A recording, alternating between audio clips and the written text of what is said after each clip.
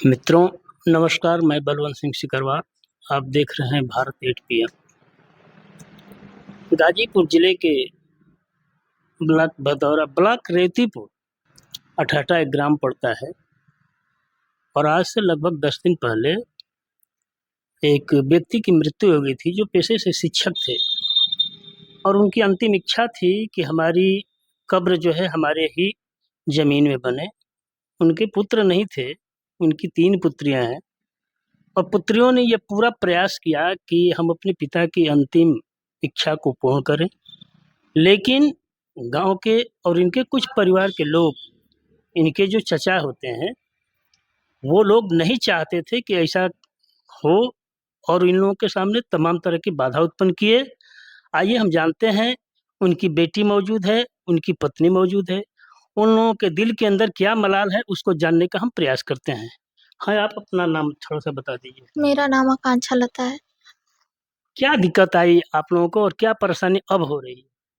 परेशानी इस बात की है कि हम अपने पिताजी की अंतिम इच्छा पूरी नहीं कर पाए। और क्यों नहीं कर पाए? क्योंकि गांव का और खास करके मेरे 2 चाचा लोग का दबाव था, जिनका नाम अवधेश चंद और दूसरे वाले का नाम संजय कुमार है। और इन लोगों ने झूठी बात कही मीडिया के सामने, सबके सामने, गाँव वालों के सामने कि बँटवारा नहीं हुआ है। जो कि सच्चाई ये है कि बँटवारा 5 साल पहले हमारे दादाजी कर चुके थे, और उनके 1 साल मरने के बाद फिर से मेरे पिताजी सभी लोगों को बँटवारा बराबर-बराबर हिस्से में कर चुके थे। इसमें कोई आनाकानी करने वाली बात नहीं थी। गाँव वालों के सामने, मीडिया के सामने हम लोगों को झुठलाया गया, हमारी कमियाँ बताई गईं, और जिससे हम लोगों को बहुत ज़्यादा मलाल है कि हम अपने पापा की अंतिम इच्छा पूरी नहीं कर पाए। हम लोग उनको बहुत लेके दौड़े इधर-उधर। उनकी जब से तबीयत खराब हुई, हमने अपने पापा को बहुत किए कि इनकी जान बच जाए, और उनकी जान जाने की भी इन लोगों की कुछ ना कुछ कमियाँ थीं। तब हमारे पापा को बहुत स्ट्रेस हुआ, प्रेशराइज़ हुए, किस और तरह उनकी की जान कमियां हुई थी? इन लोग बार-बार पंचायत लाते थे।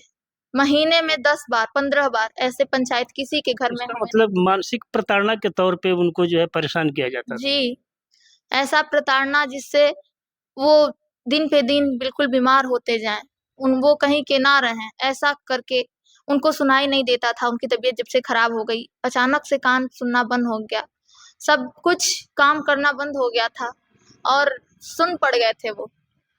फिर हम लोगों ने दवा कराया, ठीक-ठाक कुछ हुए, फिर भी कान से सुन नहीं पाते थे, तबीयत से चलने-फिरने में कोई दिक्कत नहीं थी। और ये लोग बार-बार आते थे, बार-बार बँटवारा के बाद भी कोई ना कोई मैटर खड़ा करके और झगड़ा करते रहते थे।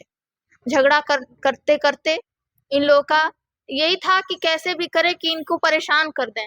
कुछ उठाइए, भी उठाइए, उठाइए उठाइए, मम्मी को। उठाइए इनको। ये उनकी पत्नी हैं, और आज भी आप देख रहे हैं कैमरे के सामने, अंदर कैमरा के सामने बेहोशी की सी स्थिति बन जा रही है, इसलिए कि इनके दिल के अंदर बहुत ही दर्द है, और इस बात का मलाल है कि हम अपने पति का जो है अंतिम इच्छा जो थी उसे हम पूरा नहीं कर पाए।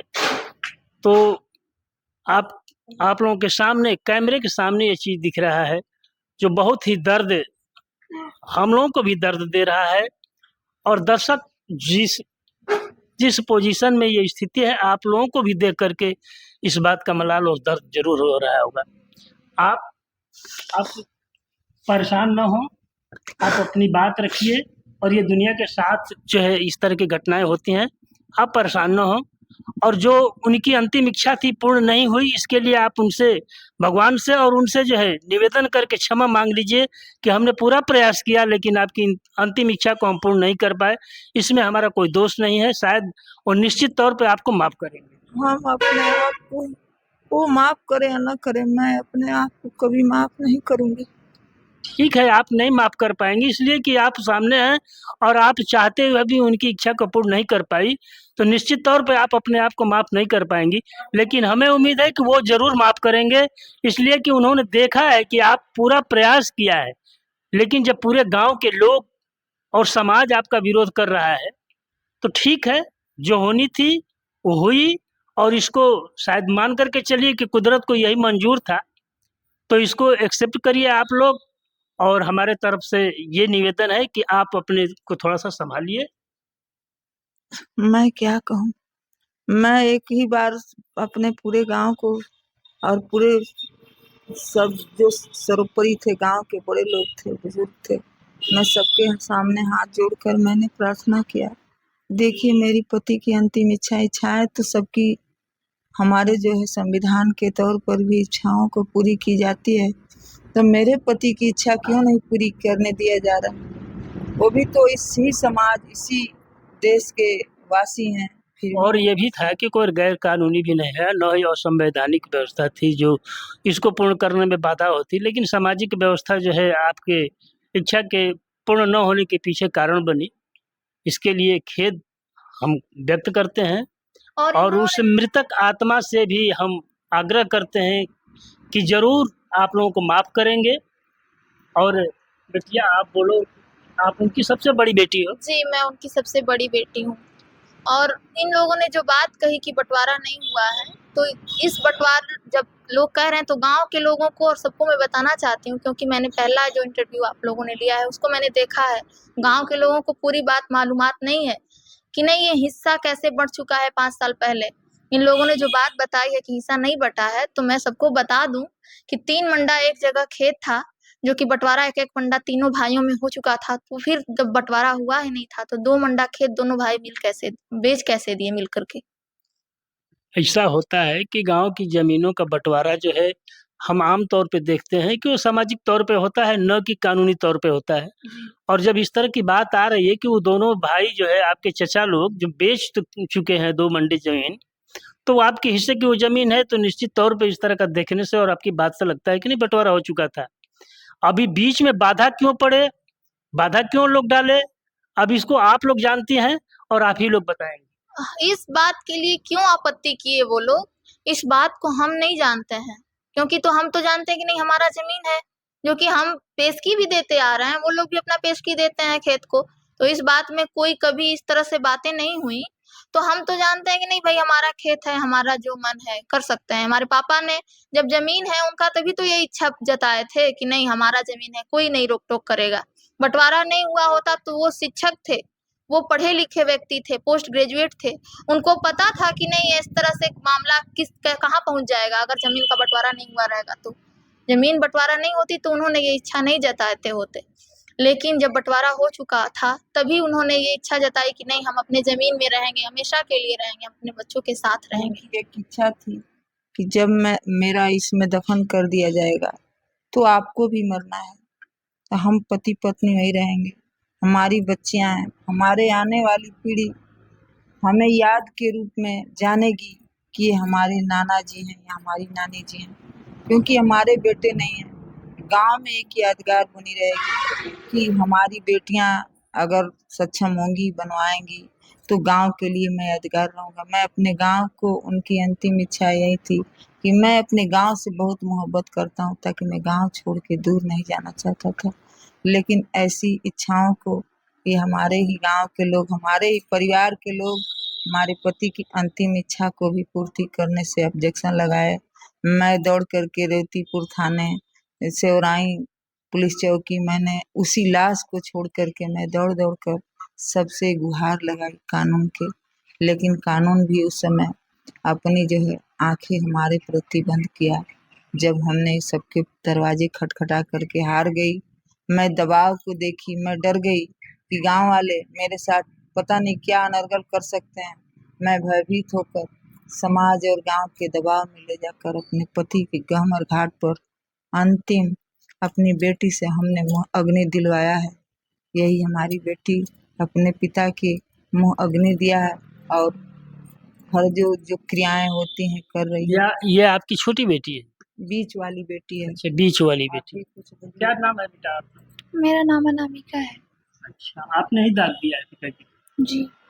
चलिए कोई बात नहीं, ऐसा होता है, सामाजिक दबाव में बहुत सारी व्यवस्थाएं अनर्गल हो जाती हैं, गलतियां होती हैं, लेकिन इस चीज़ का आप लोग मलाल मत रखिए और उनसे जो है निवेदन करिए कि हम लोगों ने पूरा प्रयास किया। अब जब गांव के लोग ही हमारा विरोध करने पे उतारू हो गए, तो हम लोगों को भी समाज में रहना है, गांव में रहना है, इस लिहाज से हम नहीं कर पाए। उनसे क्षमा प्रार्थना करके आप लोग जो है माफ़ी मांग लीजिएगा, तो हमें पूरी उम्मीद है कि वो आप लोगों को माफ़ करेंगे। और एक चीज़ मैं अपने तरफ से आप लोगों को बता रहा हूँ कि उनकी जो है बेशक वहाँ पे समाधि ना हो, लेकिन दिल के अंदर, आप लोगों के दिल के अंदर उनकी समाधियाँ बन चुकी हैं।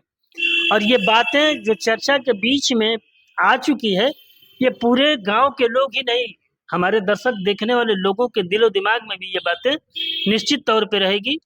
और अब क्या बोले, हमारी भी आंखें जो है नम हो जा रही हैं इस बात को सुन करके कि एक व्यक्ति की अंतिम इच्छा पूरी नहीं हुई और उनका भी वो इच्छा ऐसा कि हम अपने जमीन में इस तरह का अपना व्यवस्था रखना चाहते थे, लेकिन सामाजिक कुरीतियों और सामाजिक व्यवस्थाओं को जो है देखते हुए इस तरह को निर्णय लेना पड़ा आप लोगों को।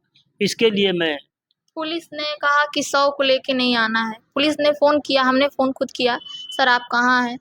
बोले कि हम गाँव है ठाठा, लेकिन 100 को लेके नहीं आना है। हम बोले सर हमारी मम्मी की कंडीशन अभी तक ऐसी है, तो सोचिए उस दिन कैसी होगी। उस दिन ये कंडीशन बिल्कुल ख़राब थी। हम लोग बहुत डर रहे थे कि पापा ने तो हमारा साथ छोड़ दिया, हमारी मम्मी सिर्फ अकेले बची हैं, इनको कहीं कुछ हो ना जाए। हम लोग इनको दवा कराए, क्या-क्या कराए, तब जाके इनको कुछ हालत ठीक हुई है।